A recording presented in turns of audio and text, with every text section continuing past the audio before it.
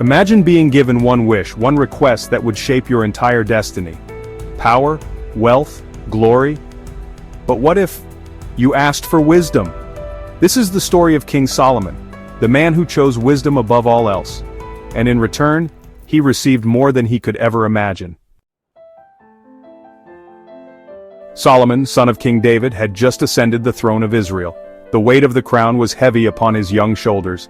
His father, David, had been a mighty warrior, a ruler with great victories, but now, it was Solomon's turn. He wasn't a warrior, he wasn't a conqueror, he was just a young man faced with the responsibility of ruling an entire nation. What should he do? One night, as Solomon lay asleep, he had a dream.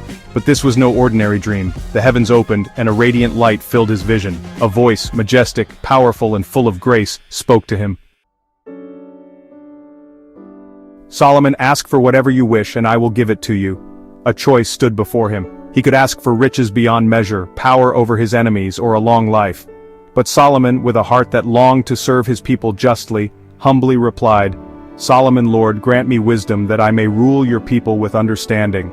And with those words, the heavens rejoiced. God was pleased with Solomon's request. Instead of wealth or victory, Solomon had chosen wisdom.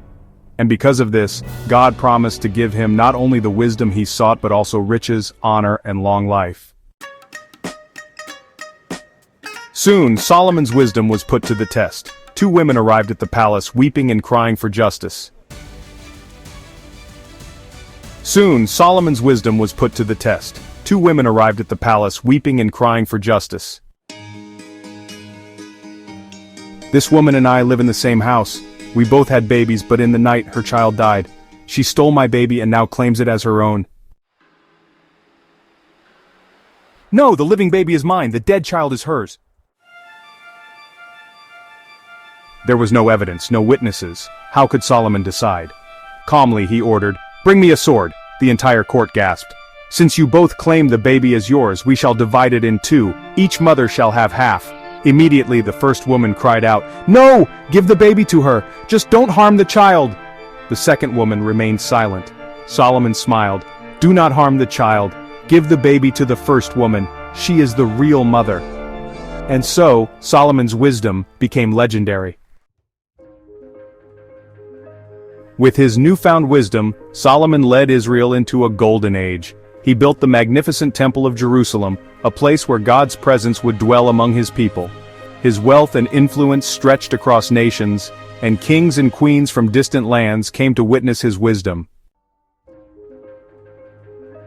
With his newfound wisdom, Solomon led Israel into a golden age. He built the magnificent Temple of Jerusalem, a place where God's presence would dwell among his people.